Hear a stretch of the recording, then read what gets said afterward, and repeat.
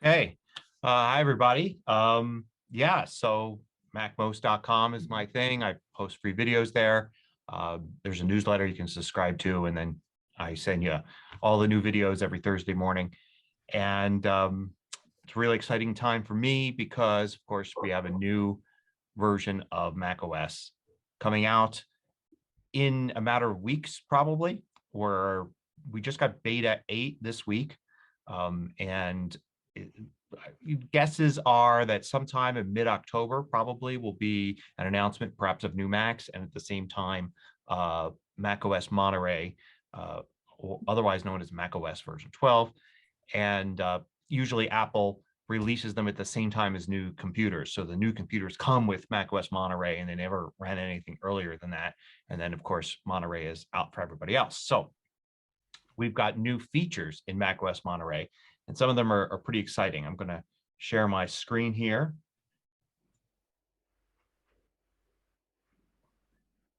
And now you should see my screen there showing Mac OS Monterey. I'm running the beta here.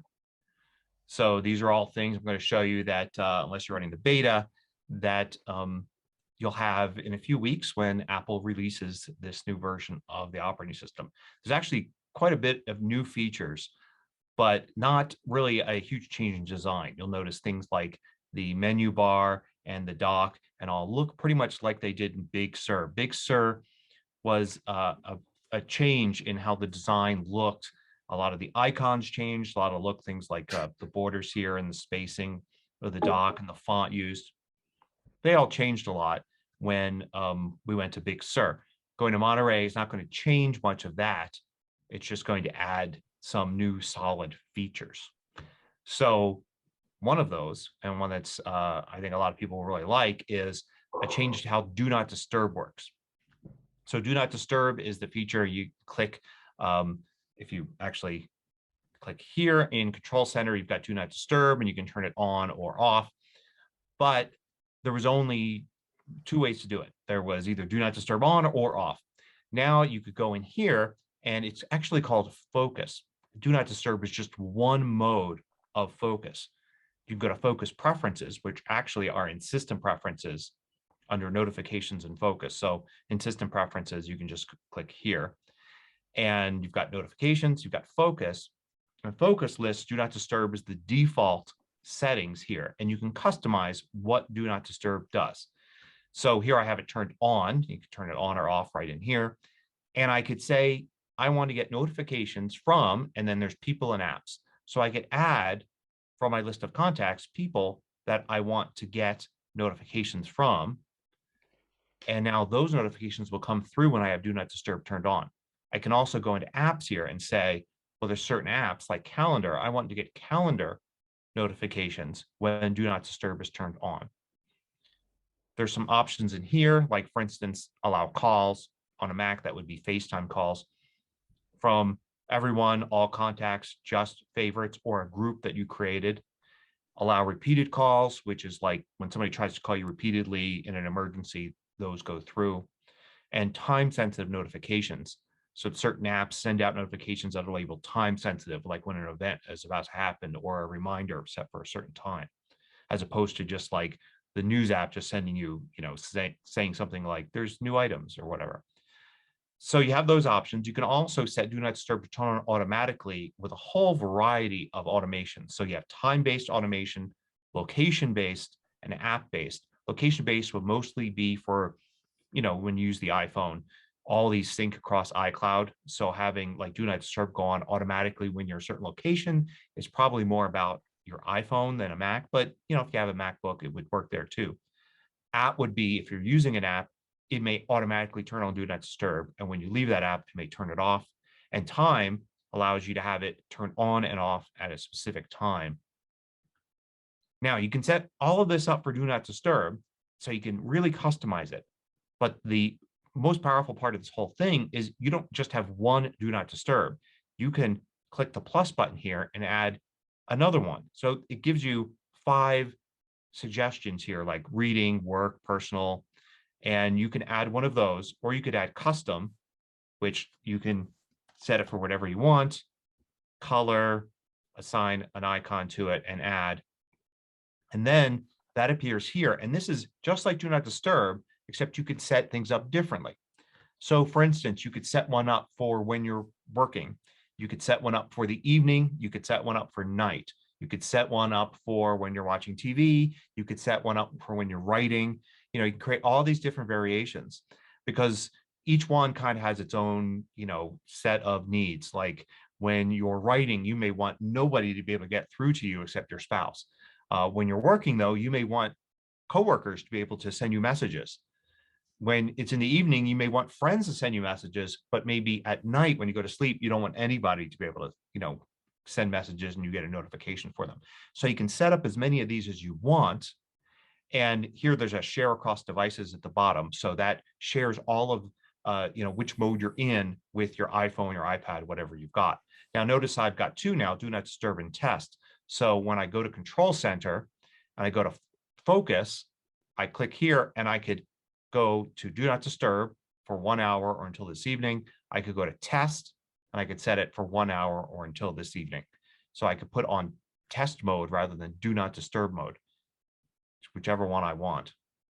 There we go. There, test mode is on. So this really allows you to just basically set up as many variations as you want on Do Not Disturb and then easily switch between them. So a ton of people requested this. I think it's a great feature. I think having one Do Not Disturb was probably really restrictive. Having a few of them is great, but now you can have as many as you want. So you can really customize things to your liking. So yeah, so if there are any questions on that, yeah, definitely I think useful for bedtime, and especially because in the past, I mean, I personally, I want it to be different in the evening than bedtime than during the working day. And that's 3 variations right there, but Do Not Disturb only allowed me to have 2. So this right away I'll be using for that. But then when I'm recording videos, because I record, these videos every day, I want a whole different set of things on Do Not Disturb because I want very few notifications to be able to get through while I'm recording so it doesn't interrupt what I'm doing. I would probably use that same one right here since I'm giving a presentation. I'd want it to be like recording level, set of Do Not Disturb things. So, so that is one of the biggest new features. Another big new feature is something that actually we have now because although it's part of Mac Os Monterey, it's also Safari 15, which we were given by Apple last week or the week before. So Safari 15 works in Catalina and Big Sur, but in Big Sur only, you get a lot of new features that are also going to be in Monterey. So pretty much what I'm going to show you now, if you've updated Safari, you're going to have that even if you're not at Monterey yet. Oh, and there's one question here I want to get to. Do emergency contacts still come through on Do Not Disturb? Yeah, there was that setting there for having that come on. So you could go in here and under options, you had two things you can do. You can allow repeated calls, which that's the technical like emergency contacts. But also you could go in here and allow calls from, and you could set up a group to come through if you want. Will I, until I leave this location, but still be on the iPhone? Yeah, because you could, it's definitely, it should be there when you're on the iPhone, but also you saw it here when I was looking at the automations. You could do location-based automation. So you could do, for a specific spot or something like that, and it should turn on and off when you're in that location. So everything that was in Do Not Disturb should be there. But now you can just set up multiple modes and multiple options. So, Mitch, can you go ahead and ask your question? Yeah, I was just going to add on the focus. I really use that a lot. And when you turn it on a Mac, it automatically goes on my iPad and my iPhone as well. And that's really nice. Yeah, definitely. In most cases, people want to have it across devices, but sometimes not, because sometimes people really want to silence, say have like, their phone silenced, and in that mode, but then maybe not their Mac. So it's only their Mac actually giving them the notifications. And you certainly could, uncheck that share thing, and then you could set it independently on your devices. So any way you want to do it. So in Safari now, Safari 15, which is part of Monterey, but also you can get it for Big Sur. We have a whole new way that tabs works. So before, if you opened up a web page, and let's open one up here, and then I'm going to create another tab just with Command T, and I'll go to another website, and let's create another tab like that. So I have 3 tabs open here at the top. So already they look different. Instead of the design before, they're now these rounded rectangles here at the top. So a little bit of a different look to it, but in general, it's about the same. However, this is only one of 2 modes. The other mode, if you go to Safari Preferences and go to Tabs, is the compact mode. When you do compact mode, it compresses everything into one line here. So you get your tabs there, and whatever tab is active is the one that you can actually type into. So the address field or search field is part of the tab itself. So this saves a little bit of space at the top. It's a little bit more of a modern look. Apple originally was going to make this the only way Safari 15 worked, but they decided to actually give you the choice between the separate address field and tabs or combined. But I really like this new look. I'm going to try to get used to it because obviously, more screen space is always good. And you have all the functionality here. It doesn't give you quite as many buttons up here at the top, but this button here gives you access to everything that you need. So you can still get to everything you need in a smaller amount of space. And then if you don't like it, you can switch it back to that mode. Now that's just a design thing. The big difference is something called tab groups. So here I've got 3 tabs open. And if I bring up the sidebar here, it'll show me at the top I have 3 tabs.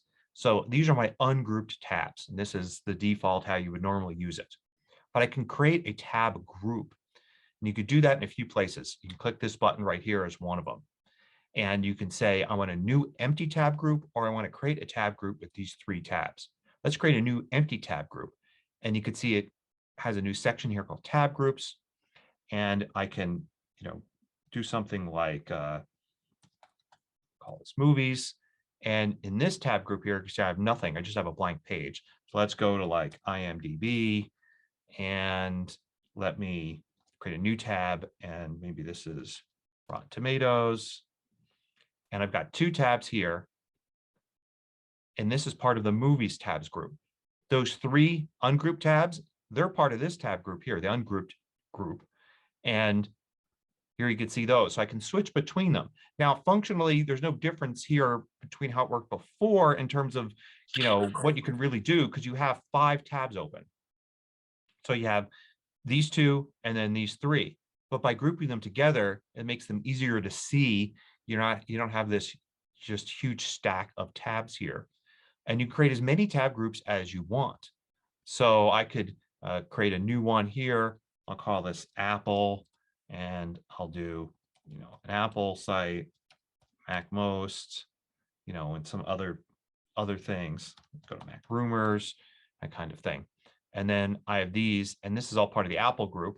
There's the movies group, and there's my ungrouped tabs there. A lot of things you can do inside these. For instance, you could drag them around to rearrange them. You could also control click, and you can move to a tab group. So I can move this to the other tab group if I want, or the ungrouped tabs. I could arrange the tabs by title or website alphabetically.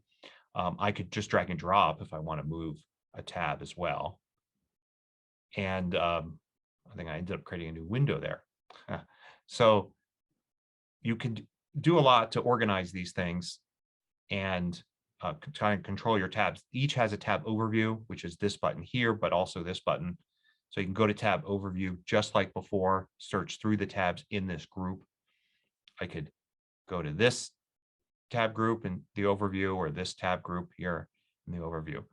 So it's just a better way to organize your tabs. You have unlimited tabs like before, but now you can organize them in groups, and it kind of keeps them pinned. you know, like before, if you use the pin functionality, the idea is I don't have to close these two to clear space up. I could just, you know, have them in their own group. And when I'm looking at another group or my ungrouped tabs, you know, these tabs aren't getting in my way. And yes, they do sync across iCloud. So you can have the same tab groups on your iPad and iPhone if it's running iOS 15 or iPad OS 15, the groups sync across. So yeah, this is something you can use right now if you have Safari 15. You don't have to wait for Monterey. Are there any questions about tab groups? I have a question sort of related to tab groups. Mhm. Will enabling tab groups affect any of the bookmark folders that were created previously? No, bookmarks is completely separate. So you can Okay. still, if you like using bookmarks for things, you can use bookmarks. I mean, bookmarks, you know, the pages aren't really open. They're not really active. You know, they're just be able to go to it. Whereas tabs, they're there ready for you to switch to. But yeah, the bookmark functionality is all the same, and no real change there. All right, Donna, can you unmute yourself and ask your question? Yes. Can you have sub-tabs? So in other words, have topics nested? No, it's just individual groups like this. You can't really put like a folder of tab groups or anything. Okay. Mhm. Thanks. All right, Greg, you had a question about the clipboard. Can you unmute yourself and ask your question?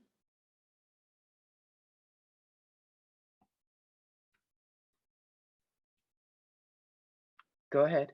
We can't hear you if you're speaking, Greg. Okay, Greg, Yes, go ahead, Greg, go ahead. the clipboard icon up in the upper right in the Apple menu bar Board. on the screen that I'm seeing. Oh, this? Oh, no. This is just I'm doing, this is a screen sharing window. So I actually have Monterey running on my MacBook Pro, and I'm screen sharing it to my Mac Pro and then sharing that window with you.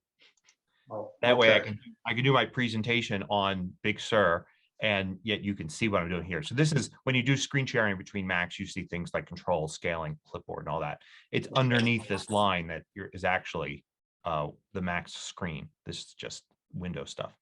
That's too bad. I was hoping for improvement on clipboard, but thank you. Yeah. All right, Chaz Cone, can you please unmute yourself and ask your question?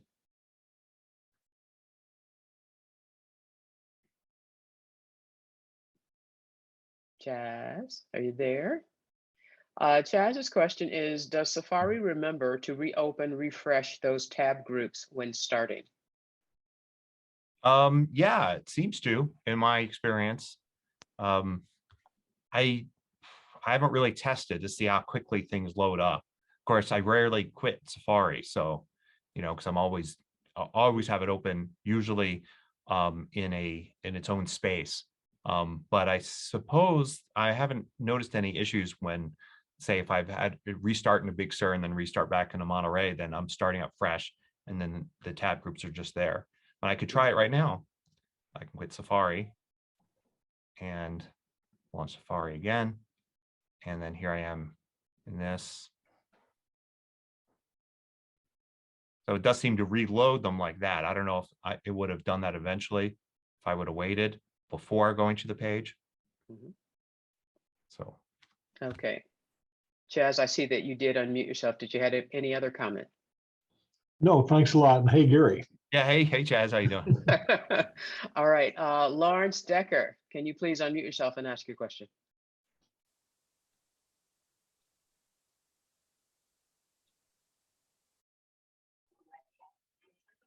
Sorry, working on an iPad Pro. Question I had was, can you show us navigating group tabs without the use of the sidebar? Yep, so I've closed the sidebar here, and you can see I've got this little menu here. I can click that, and I can go from one group to the next. So if I wanted to go to like this group, I go to the group and it brings me to the last open tab, and then I can switch to the tab that I wanted. So you do have that ability. I don't think there's, I kind of remember there being some way to get directly to a tab. I think it's in here. If you do have this sidebar open, you can control click on it, and then you can jump directly to a tab if you wanted to.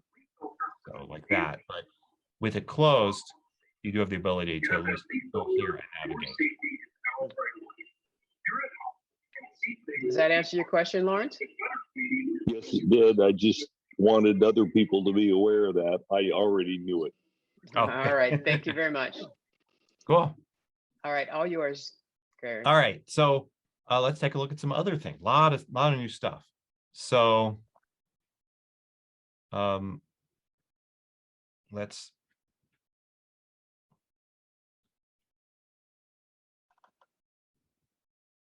I just want to get Safari out of the way, and let's go and take a look at Quick Notes. Actually, I want to bring back Safari. Quick Notes is a new feature in the Notes app that allows you to start a note just really quickly, but it has a few other special features.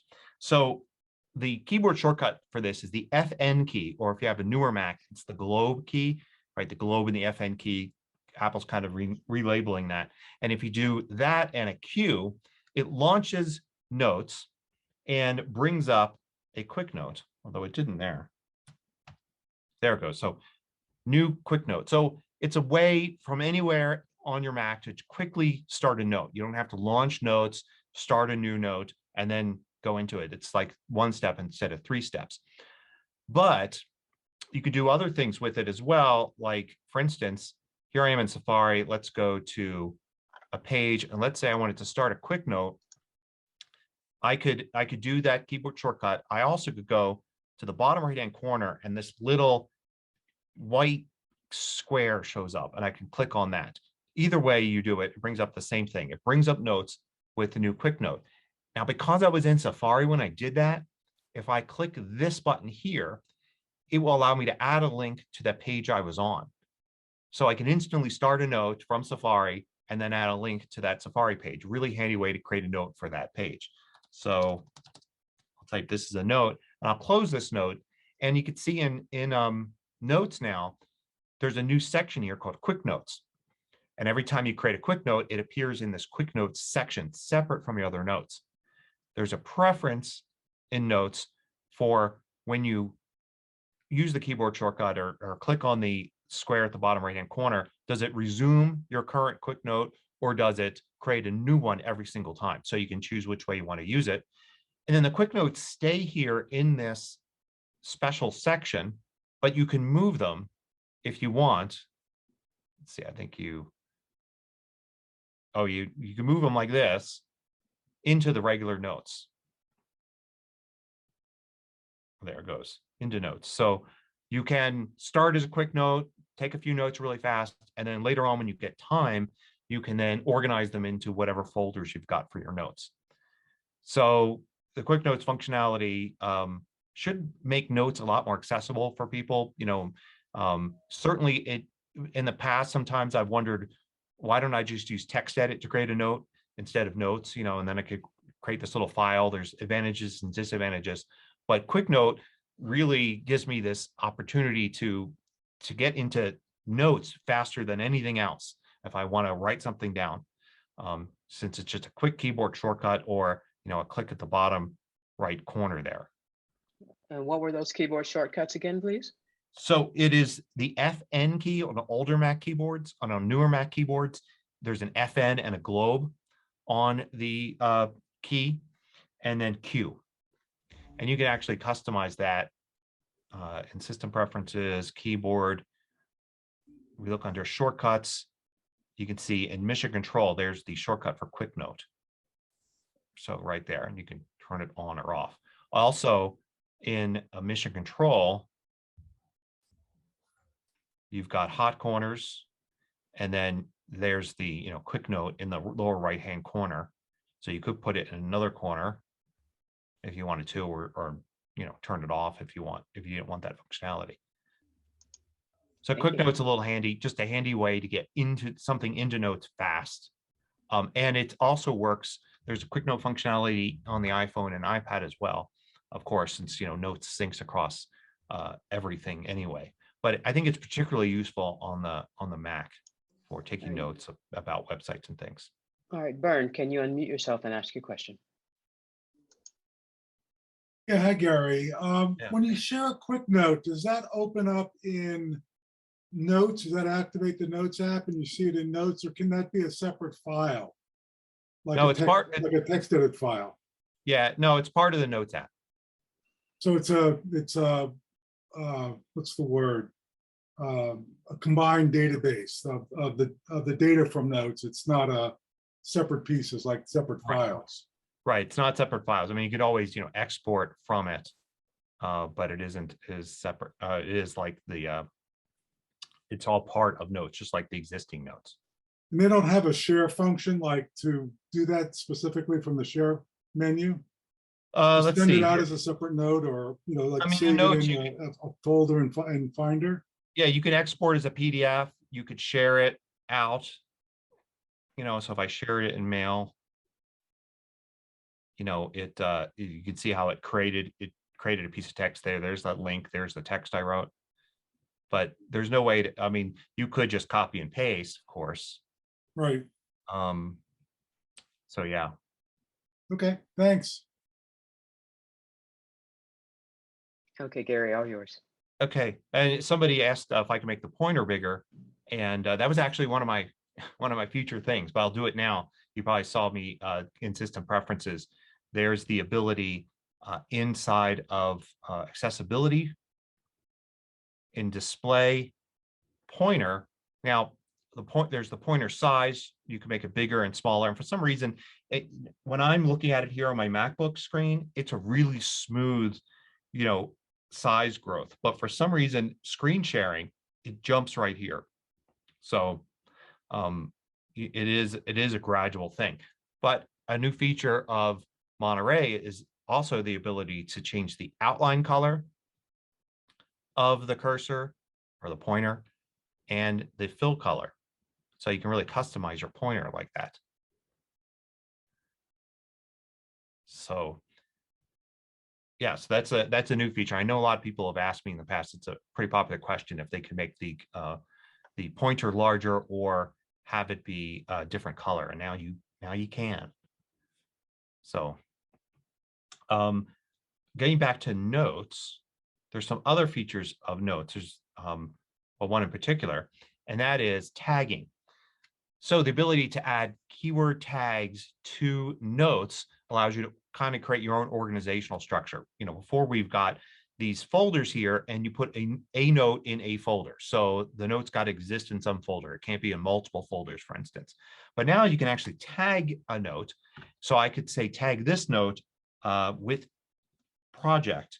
And all you need to do to tag it is just use the pound or hashtag symbol and then type anything you want, as long as there's no white space in there. So I can create a tag just by typing hashtag project. I can, create any other tag I want. And notice here, every time I add a new tag, it appears here. So I can go into this note here, and I could also type the same hashtag. And then when I click on these, it'll show me the notes that have that tag in place. So it's kind of like a free form kind of thing. You could put these hashtags wherever you want inside the note. So you could use them naturally, like people do in social media, where you could actually put a hashtag in the middle of a sentence, and then you have this ability then to organize things. So you could put multiple hashtags in notes, see which notes have those hashtags, and access them that way. This kind of greatly multiplies. That's a whole new dimension really to organizing your notes. So you can still have these folders, but now with hashtags, you can have notes that refer, to each other and to projects and how they're grouped together in any way you want. You can basically use your own kind of ideas for creating organization inside of notes. And yeah. I'm sorry, go ahead. Oh, I was just going to say, there's also this functionality in reminders. Reminders are a little bit different in that when you go into Reminder, there's actually a separate field for tags, but you can actually use the same tags in there. So you don't just put it in the tag by itself, you put it in this special field here. But once you do, you'll see the tags appear here and you can look at that. So you can have several reminders lists, just like you have several folders of notes, and then tag different things with different, tags, and then be able to quickly see all of those things here. You can even select multiple tags. So it works more or less the same in notes and in reminders to allow you to organize these things more. So how do you select multiple tags to add them to a note? Well, you would just type, or as you begin to type, if I wanted to add the new one here, you could see how it does autocomplete. So I could just hit return and autocompletes with that. And if I wanted something new, like something like that, it would create it on the fly. So And every then- time you type the hashtag, it's going to show you a list of all of the tags that you have available? Yeah, Okay. like that. So then you say, I don't know what the limit is, probably. I Right. imagine right away people will start having hundreds. There'll be those of us probably like me that have like 5 tags, and then there'll be people that have like 400 tags. That would And be me. yeah. But then all you just start typing, like you type the first letter and it narrows it down pretty quickly. Okay, good. Bern, can you unmute yourself and ask your question? Yeah, is the tagging system independent of the Finder's tagging system?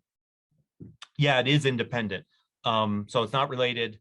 I would imagine, and just speculating here, that Apple's kind of introducing a new kind of tagging system here, and that maybe in the future that might spill over into other things. Like, for instance, it would be great if the tagging system in the Finder changed to work more like this. And then wouldn't it be awesome if this spilled over into Mail as well? So, maybe this was the first and easiest place for Apple to establish it, see how people like it, get feedback, and maybe next year we'll get more tagging and more apps. Frank, can you unmute yourself and ask your question? Hi, Gary. How you doing? Good. I just wondered if Monterey, the operating system, will allow for printing a selection only in Safari or Notes or anything. Yeah, I don't, there's no new feature I know of that allows that. I mean, when I need to do something like that, I usually just do like, print and then, open in preview. And then, grab a section like that.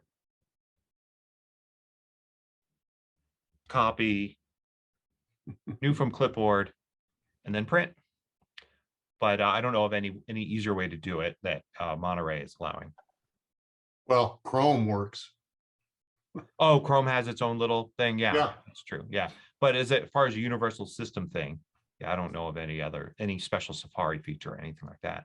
Okay, thank you. All right. Linda, can you unmute yourself and ask your question? Morning, Gary. Hi. Could you show your note window Mhm. for comparison with the quick note? Yeah. So, I mean, usually Window? notes, yeah, notes, appears here in this, 3-column view, and you've got this, but you could also double click on a note to break it out of its own window. And that's kind of what you get when you do a quick note. So if I do the keyboard shortcut here, quick note is just automatically broken out into its own window. I guess the idea there is it doesn't have to take you away from this note. If I'm in this note and I want to do a quick note, I don't want this to change. So it gives me a new note and a new window. But that really isn't new functionality, since we can already do that with any note. It just, quick notes, I guess, start there, whereas regular notes start here. Thank you, Linda. Okay, either I'm not understanding you or I didn't express myself very clearly. Is the window we're seeing a notes window, or a quick notes window? Oh, so if you're asking if they're separate apps, Yes. they're not. So this window here, I just created a quick note. You can see I'm in the Notes app. Oh, So it's just, okay. just a window inside of the Notes app. It launches the Notes app and launches and gives you a blank window to start with. Okay, gotcha. Peter Emery, can you ask your question? Not so much a question, more a statement. Frank Salvatini's question about printing a selection. I use a virtually instant optical character recognition app called Text Sniper, and I can copy, and I use it in association with a clipboard manager, which can save up to the last 99 entries in the clipboard. So I just do a snapshot of the selection of text on the web page, and it goes into successive separate clippings in the clipboard manager, and then I can paste those into a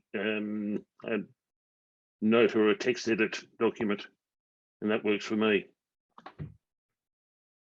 All right, thank you, Peter. Carol, can you unmute yourself and ask your question? Just wondering if quick notes will be accessible from the watch. Wish the Notes app were, and it is not. Yeah, no, I would imagine it would just be part of the of Notes. I mean, if it were able to come to the Apple Watch, that would be cool. I mean, at least it would be useful to be able to see them, right, on the watch. Exactly. I've learned of an app called Drafts that is available on the watch and Yeah. seems to be what Quick Notes is. But Yeah. anyway, thank you. All right, all yours, Gary. Okay, so I want to go over to some really fun stuff. Let's go into Photos here, and let's take a look at something called live text.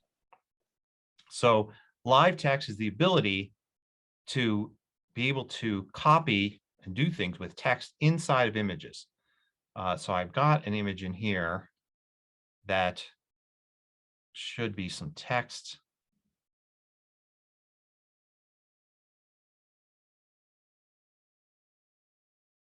Let's see. Oh, there was the street sign right here. So here I am. This is the Photos app. So the Photos app inside of Mac Os Monterey. And you can see I've got a picture of some signs. So if I move my cursor over where the text is, it changes to a text cursor, even though this is a photograph I took with my iPhone. And I can select the text. And I could even Command C to copy it, and then, switch to another app and paste in that text.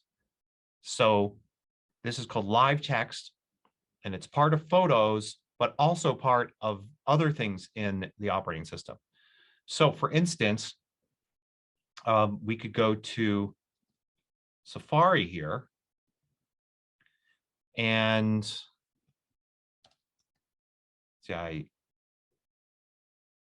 saved a bookmark, something I saw earlier. Here is a picture somebody took of a road sign, right? And so it's an image in Safari. If I move my cursor over, my pointer over, you can see it actually allows me to select the text inside the photo. The text isn't even straight. It's at an angle and it's with perspective and everything. But I could copy there, switch over, and paste that text in.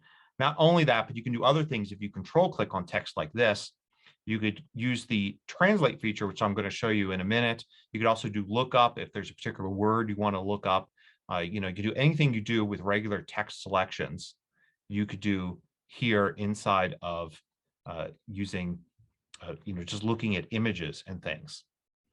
There's even the ability, I don't have an example here, but if there's a phone number, you could call the phone number using FaceTime. If there's an address, you can get a map location, that kind of thing. So it's just a really useful thing, and it works in just about any app that shows preview. I mean, probably third-party apps probably gonna have to change, an update to take advantage of this in Monterey. But with the basic stuff, like in Mail, for instance, somebody could send you an image, and the image is a photograph of something, and you could actually copy and paste the text inside that image right there in the Mail app. And I see there's a comment here that it's only for the M1 Silicon Macs. No, it's not actually. It was originally when Apple announced this. They said only for M1 Macs. Sorry.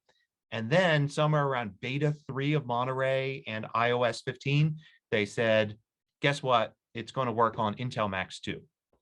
So yeah, it'll work on Intel Macs. There's probably a cutoff at some point, you know, well, I think if your Mac can run Monterey, it should be able to do this. So Intel and M1 is the cool thing. And you can't replace the text once selected, of course. I mean, the image is the image. It's just there. It allows you to select it and extract that text. And then, like I was showing before, there's the translation feature, which I'll show you shortly. You could take a photo you had that it has a sign in another language and then translate that to English right there in the Photos app or in Safari or something. So are any questions about that? Nope, just waiting for you. Cool. This of course works on iOS 15 and iPadOS 15. And one of the I have a video coming out in a couple of days. One of the cool things you can do on the iPhone is you can actually use it right in the camera app. So in the camera app itself, when you go to take a picture of something, a little outline forms around text, and then a separate button appears. And if you tap that separate button, it allows you to extract the text without ever taking the photo. So for instance, you could be looking at a sign that's in another language, and you could point your camera at it, tap the text button, and then translate it to your language without ever taking a photo and saving it to your photos library. So the translation feature, which works with this too, let's go to like a site here that's not in English, and maybe to a, maybe I find a link and I go to this article and I want to read this article, but I can't speak French, so I can select text here, and this is just like live text. This works across all the different apps. So it'll work in Mail, it'll work in Safari, it'll work in Text Edit, it'll work in Pages. If I select text and I control click it or two-finger click on a trackpad, right click on a mouse, one of the options here is translate. And it brings up this system control here. So this is a special system-wide control. It predicts the language, but if it gets language wrong, you can change it. Shows you this here. You can actually have it speak it out to you. And then it gives you a translation, and you can change which language it's translated into. And you get your translation right there. You could have that spoken as well. And you can also copy the translation. If you're doing this in an editing app, like you're doing it in Text Edit, there'd be an additional button here for pasting the translation over the existing text. And this works, I said, in all the different apps and with live text as well. So no more going to translate.google.com and copying and pasting this in or using the URL there. You could just do this as part of Mac OS Monterey.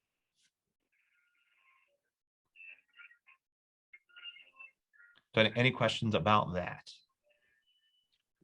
Not yet. Okay, let's take a quick look at a simple little change to mission control. So let's, I have Safari here with the window. Let's open up, let's say reminders. I already got notes open. And let's say in Safari, I want to go not to full screen, but split view. So I hover over the green button here. I go tile window to left of screen. And then just like before with split view, I get to pick what app is on the right side of the screen. So let me pick reminders. And that's all the same as before. What's different now is that when you go to the top here and you get the buttons again, I have the additional option of replacing one half of the screen. So I could replace reminders with, in this case, I had notes running. So I could do that with either side. So I don't have to quit out of the whole split view and reset it up with two new apps. I can just keep going between, the apps that I've got. So that's definitely really handy and will save people a lot of time. And actually, I think make a split view more accessible because before you feel like you're kind of locked into using these two, and it's kind of a pain if you want to switch. But now you could have, say Safari in one, and then maybe sometimes you're taking notes in notes, and sometimes you're taking notes in pages, and you can kind of switch between notes and pages in the other half of the screen pretty easily. So I could see people getting a lot more use out of split view because of this simple change. So if there are no questions about that, None. I don't see any. great. Let's go to another small thing, but I love it. This is voice memos. So voice memos, of course, isn't new, and voice memos is great because it syncs over iCloud. So you could be driving, say, have some great idea, turn on voice memos on your iPhone and record yourself talking. And then later on, you're sitting at your Mac and you go to voice memos and there's your recording and you can listen to it. Now that you're sitting at your desk listening to it, you can actually take actions and do things. The only problem with voice memos is it's hard if you're not going to speak succinctly. If you're going to go and say something in 30 seconds, here's what my idea is, then great. But if you want to turn it on and say just whatever comes to mind and then pause and think for a while and then speak some more and all of that, you end up with all these periods of silence. So you tend to have to pause your recording and start the recording again, or you end up with a recording with lots of silence. But now there's an option to skip silence. So I can select a memo like this, and you can see there's periods of silence in here. So this may have been me talking about an idea and pausing to think about what I want to say next all the time, maybe sometimes pausing for even a minute or more. Now I could just keep recording. I go into settings here for this particular voice memo. And in addition to speed control, which is really nice, I could also select skip silence. And now when I play it back, watch the playback head as it skips over the silence here.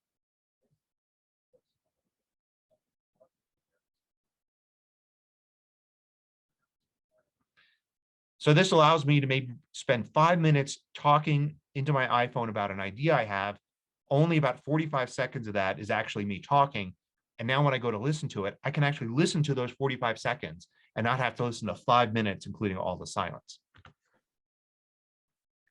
That's pretty cool. Stephen Ramirez, can you unmute yourself and ask a question, please?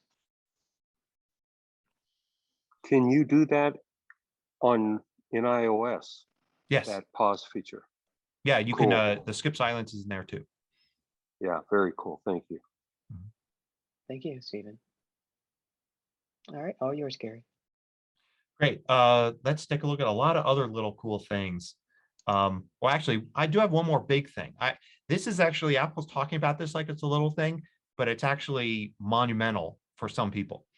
So we have FaceTime, and the problem with FaceTime is that you have to talk to other people that use Apple devices, right? You want to FaceTime, you FaceTime with other people with Macs, iPads, iPhones. If somebody's got an Android phone or a Windows computer, well, you're going to have to use Skype or Zoom or something else. Well, not anymore, because there's a new feature, and Apple's basically just calling it creating a link. The idea being that you click on create a link and it will create this new link. I'll just copy it to the clipboard, but you see how there I could actually send it in mail or messages or whatever. And it creates this chat room, this FaceTime chat room that's kind of there even though you haven't started it yet. So by copying it, the person on the other end gets it, and if they're on an iOS device, they could click that link and it launches FaceTime, and they're in. A nicer way to kind of join FaceTime. But what if they're not on an iOS device? What if they're in another system? Let me simulate that by actually doing a new private window. So a new private Safari window, but let's pretend this is like a Windows computer. And they paste in this long URL that they get, facetime.apple.com, and they go into it. They'll actually get an invitation to join, and they could type their name and continue, and they give permissions, and it actually lets them join the call in the web browser. So now I can actually, they'll join. And then in here, I could join.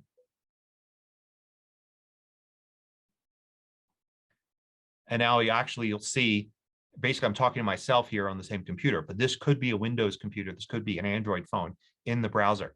So by adding this FaceTime links feature, they've actually opened up FaceTime to be used by more people than just Apple users. It would be nice in the future if there was a FaceTime app for Android and a FaceTime app for Windows, but at least now people can join in the browser. So you can see how I could think that, for some people, this is a monumental change. I mean, imagine if you want to do a group chat with like 5 friends, 4 of them have iPhones, and then the 5th one doesn't. It's like, oh, we're going to have to do something else. Now you don't. You can invite that for 5th person and they could just join in on the web browser. Yes, it is about time. That is great. Yeah. So big step. While you're on this pause, we have a burning question about what you're using for screen sharing. Are you using another third-party app? No, you mean just screen share between my MacBook Pro that's running Monterey and my Mac Pro that I'm on Zoom on? I'm just using the built-in Mac screen sharing. Okay. So just, you do view, or actually, where is it? In Finder, you do connect, go, connect to server, and I browse and I look for that other computer and select it, and then you can file share or screen share depending upon what you have turned on, and then just screen share. That's all I'm doing, and the machines are right next to each other on the same network, so it makes it really easy. Probably if I was given this presentation in a week or 2, I may already be upgraded to Monterey, but usually I hold off on my main computer, my Mac Pro, until very close to the end, or if it's sometimes I just wait until the end there. So the machine I'm actually doing my work on, I'm using Big Sur, but then I have my laptop and I'm running Monterey on that, and I get to do videos about Monterey using that machine. Okay, great. Hopefully that answered the questions for you guys in the chat. Thank you. Cool.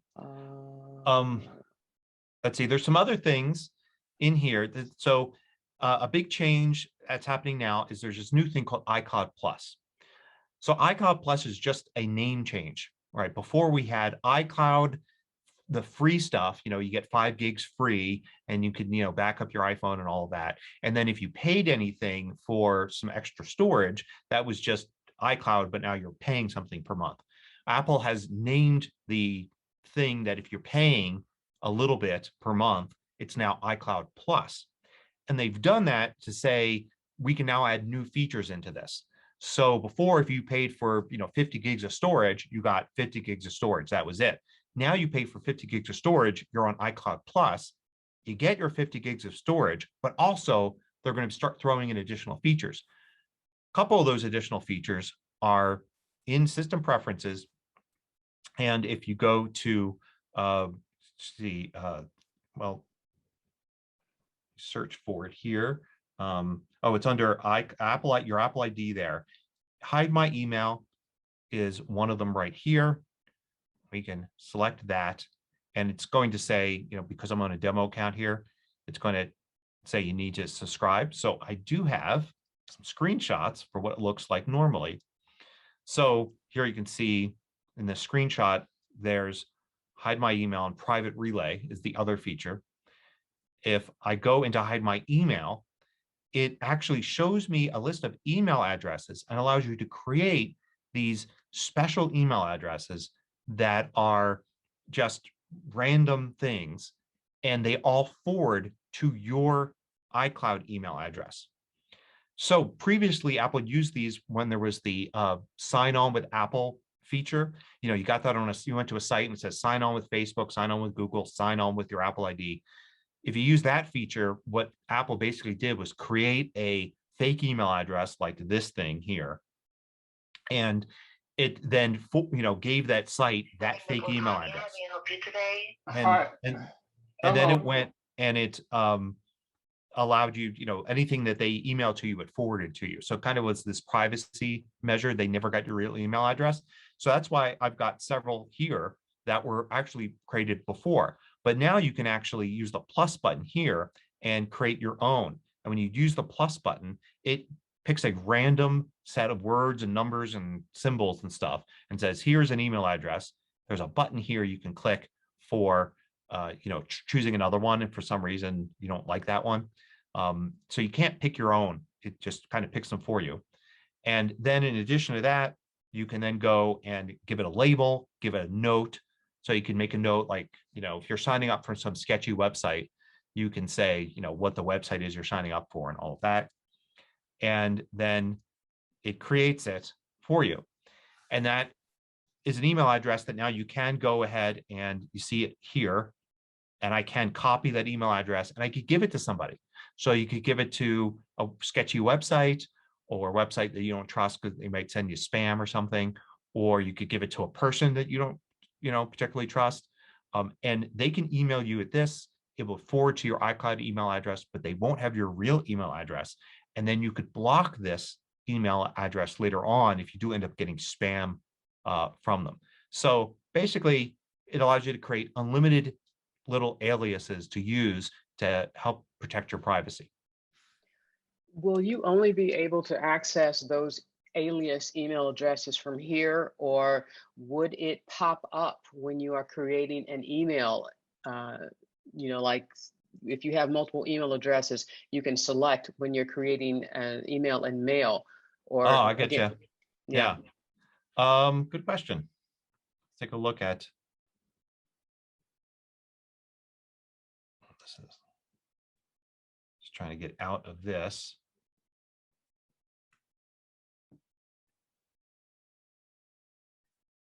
I have windows inside of windows inside of windows. Okay. So here, I don't think you can send from. So it's only from the one side of things. Like,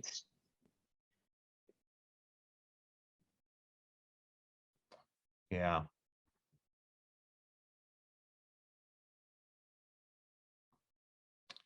Yeah, I don't think you can. Well, no, that's not it. That's a group. Okay, Yeah. so you might just have to copy it every time you want to use it. So it's an intentional effort. Yeah, I mean, the idea is to not be able to send email from that. The idea is to be able to receive email to you. Okay. I guess if you're at the point where you're sending the other person email, then there's got to be some sort of level of trust. But if you're signing up for a site, you're not sending them email. If you're signing up for a newsletter or a company has a special, we'll send you a deal at the beginning of every month. And you're like, well, I've been down this road before. You send me deals and then I can't unsubscribe ever, So Right. this way you can give them this fake address. And then, when you actually get the email, it actually comes to that email, that weird, random email address. So not only can you block it, but you could filter it. So if you create one of these for the email from some company, it's going to send you a coupon every month. And you decide, I don't need to see this all the time. They just could go right into my archive folder and I can grab it if I need to. You can create a little filter, in your iCloud rules to just automatically, archive that message when it comes in because it'll be identified with that. So you have a lot of power for that. But I think the idea is not to send email from it ever. Gary, can I have a question? Yeah. When you were at the email, starting with the new email, what would happen if you typed in 04? Yeah. When you start the email, would that automatically take? I'm just wanting to see if that. Well, I mean, I'd have to do it. I'd have to pick who it's from. Right now, I don't even have that field because I only have one email account active, which is why. So it's not giving me the option to select who it's from. So I don't think you can. But yeah. Type 04 in 2 as the email address. Yeah. Okay, it's not asking. That's the address you had as the fake one. Right. Yeah. Started with that. And yeah. So it doesn't recognize that. It doesn't recognize it. Okay. Yeah. All right. So All right. Thank you, Frank. Chaz, can you unmute yourself and ask your question? Yeah. So I suppose if you reply to one of those alias emails. I wonder what if it would work. Yeah, I don't think, my guess is it wouldn't. Hold on a second. 504. Shut up, machine. Thank you. My guess is it wouldn't. You know, again, with going with the idea, if you're actually going to correspond with the person, then you're using your real email address. So it's just to protect you from the companies and things that are just sending you things, and your only communication may be logging into their website or, interacting with the email that came in, not necessarily actually corresponding with them. That would kind of make sense. Understood. Yeah. All right. Thank you, Jazz. Yeah. All right. All yours, Gary. Yeah. So the other feature that you'll get with Icloud Plus is called Private Relay. And it's actually an option there in system preferences as well. It's a turn on, turn off kind of thing with one option here. It's similar to a VPN.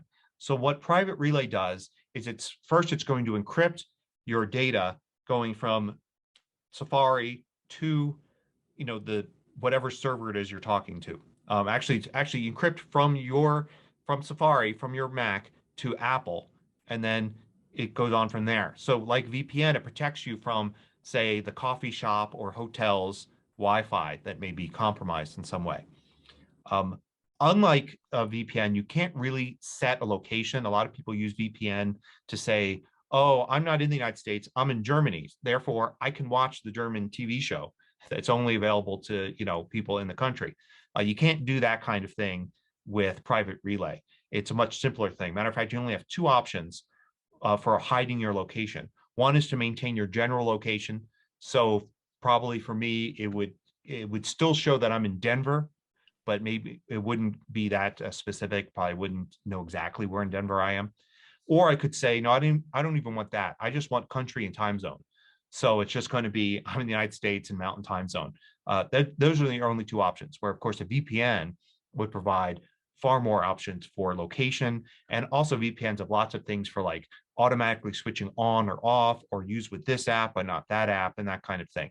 So Private Relay is kind of a simple VPN, but I think for like 80% of the people using VPNs, including me, this actually is all you need. I really only use VPNs just to protect myself against, maybe the Wi-Fi router at this conference center I'm at is compromised, so I want to be encrypted when going through it, and that's what this does.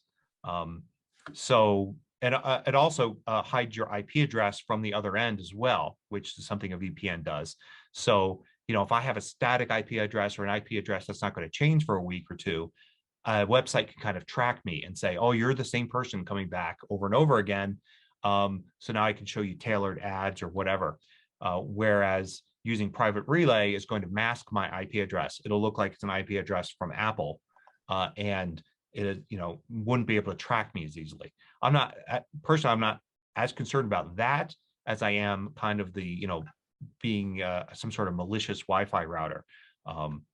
And then the other things VPN does, I don't really use that much, but I know other people do all the time. So, Andrew Hathaway, can you unmute yourself and make your question or comment?